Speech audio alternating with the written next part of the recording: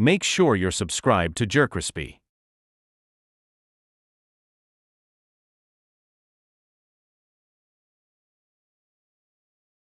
What's up, y'all? It's your host, Most JerCrispy. We're back in that video. I saw the new Kanye movie. So you don't have to. But Kanye got a movie? Kanye got a movie? Alright, wait a minute.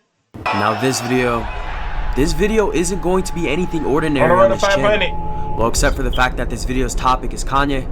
Yeah, whoa, big surprise there. It's not like I didn't start my dying YouTube career talking about this guy. And it's not like I'm also currently using his name to pay my rent occasionally.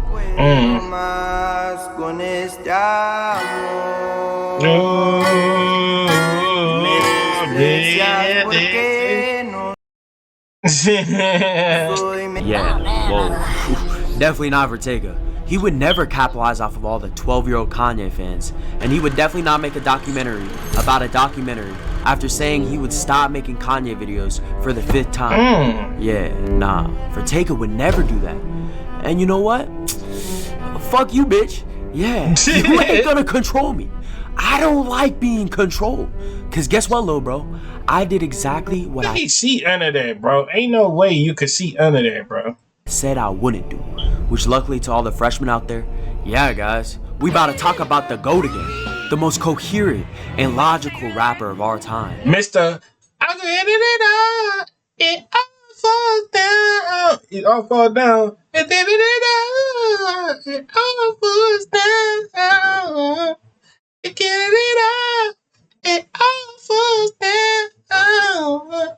I did it all. It all falls down. And then you got I won't go to the moon.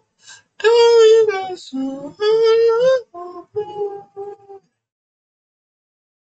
And then you got a woman so heartless. A woman so heartless. Shoot. Waited your whole life? Yeah guys, the maniac bipolar genius just dropped a new documentary. And of course it's goated, absolutely no flaws, peak cinema.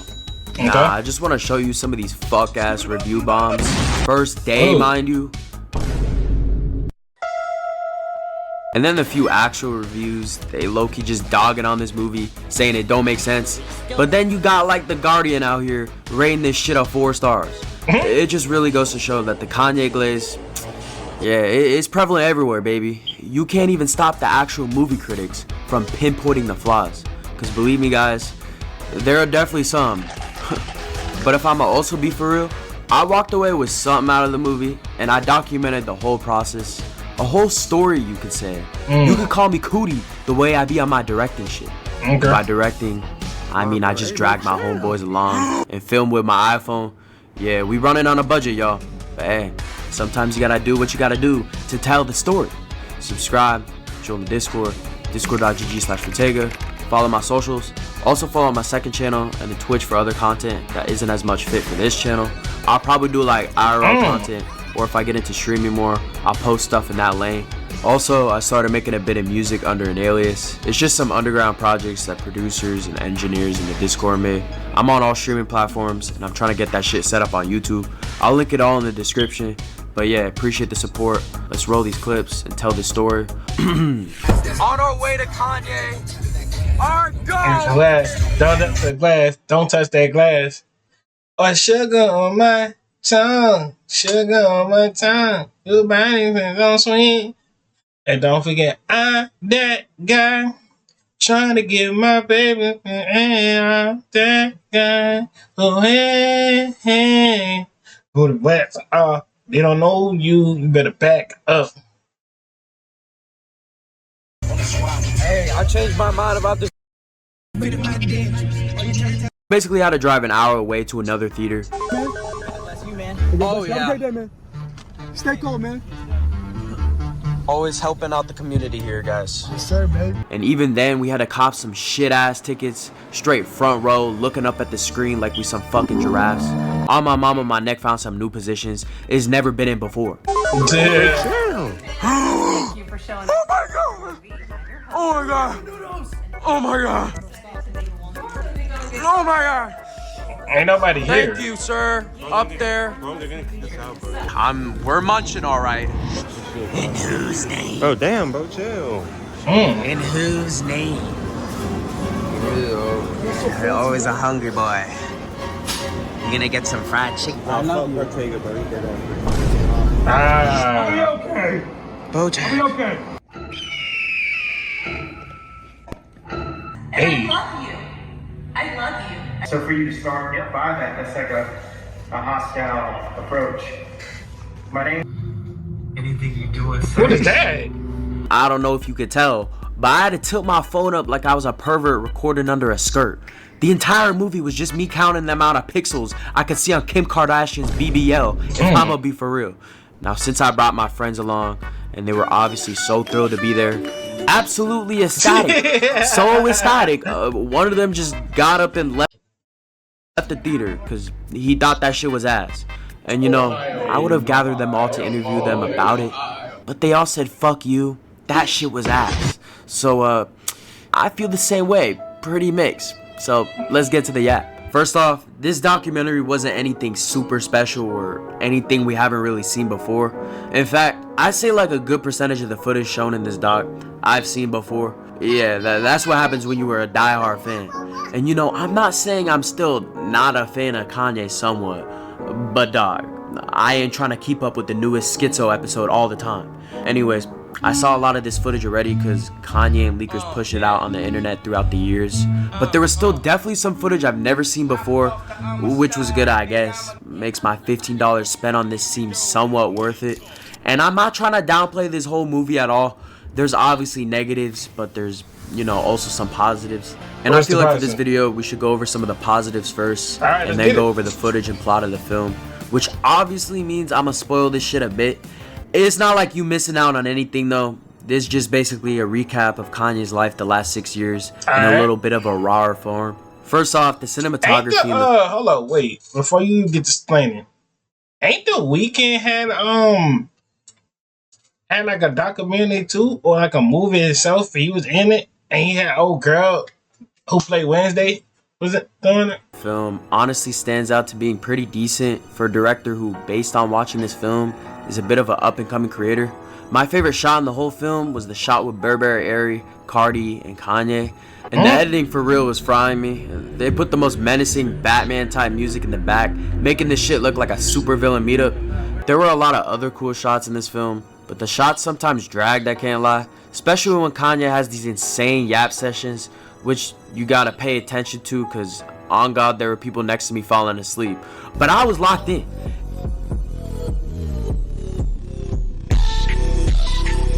It was honestly entertaining seeing Kanye act like he the dude from Split, cause it felt like this dude's personality would change every new scene. See, the thing with this movie is that the plot is just antic to antic. Kanye's entire method in this film is to basically clip farm and make himself seem like he has supervillain. He quite literally says he's trying to imagine his life as a movie and he can control the direction of his life. And yeah, that basically means he's just gonna do whatever the fuck he wants for the next 6 years. The movie starts by him talking to his daughter and then proceeds to do the Genius type of shit where they show old clips of Kanye and do a little montage of that. They got a part where he talking to Diddy. I thought I just wanted to include that. I'm pretty sure I've seen this clip before. He did not have to mention that. Why you had to mention that? Hello, wait a minute, cuz. You wanted to mention that just think so. You thought you was gonna get some no. But it's been a minute, so that shit kind of caught me off guard, not gonna lie. Alright, then it proceeds to Kanye's antics in 2018 that we all know about. The Trump shit, the crash outs. There's crash outs every year in this film, but yeah, we talking about 2018 right now. There's a part where he talking to Drake and he's spitting some mid-verse to him, and Drake gotta hop on. Oh god, right. It's every single video D8 always come out of nowhere. Bro, get D8 out my face, bro. Damn, bro, I'm tired of when he was in D8. Chicago talking to that old lady, or when he get this, when he's just straight up acting like a man child, throwing his arms up like mommy won't give him his little dinky. See, like this shit had the squad dead laughing in the theater. I'm sorry, it's low-key sad, but man, I gotta applaud Kanye for showing a side to himself that isn't entirely about his ego.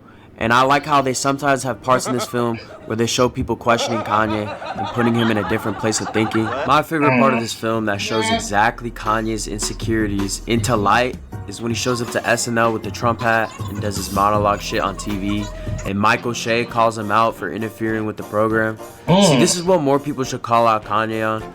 Using his own righteous and centered rhetorics to fuck up any bit of a scenario of life for the image and legacy of his career. I think I just figured it out there. And you know, there were plenty of points where Kanye even questions his ideals and rationalized thinking. And then there are points where he just straight up contradicts himself, like with all the Jew shit. He was low-key spitting about some things, I'll give you that. But honestly, every Kanye conversation Okay. But we not gonna has act logic. like that. So we not gonna act like them dudes not just hitting that nice good dance, but I ain't lying to you though. Seeing this movie is my low key had to. I probably would have fallen asleep on it. I don't know, son. If it had a good plot, it was a documentary. He said. Always a silver lining of irrationality, because he even admits that he says his messages are sent in an anti-Semitic way. Anti-Semitic shit, and they can't drop me. I could say anti-Semitic things, and Adidas can't drop. Not be called anti-Semitic. After all that shit, it just moves forward to 2019 and 2020, which was a bit calmer besides the presidential run, which spiraled into mania again. 2019 and 2020 just had footage we've pretty much seen before, random yap sessions about Kanye's motives with projects we've seen before, and honestly, I could say the same goes for the Donda era in 2021. We've seen a lot of that footage. I feel like it was a privilege though to see I play off the grid on the big screen, even if I had to look up. But yeah, that shit was like the chicken jockey in the Minecraft movie for me. There's this one scene though, which was probably the best part of the whole film, no doubt. Kanye in a furry mask. Alright, y'all. He was in a furry mask. Talking about how he feels free. Why is he a furry? The best thing about being an artist is just like He's a furry. 2022 transitioned to be interesting despite it just being the start of the wacko nitrous era with Gap and the Nazi shit, which I wish they showed more of. I just like how they didn't show any film from 2024 or 2025 besides like a little interview with Kanye summarizing the film so they could just release it already. See, that's what I mean about this film. They just rush the fuck out of it when they stop paying attention to all of it. They have a part in this film where the director puts a little monologue talking about his thoughts, then proceeds to transition to Kanye talking about how some people may see this as rambling nonsense from antic to antic. But, you know, I see this. Just to sum this up, Kanye had his own movement, and some people like it and some people hate it. Yeah.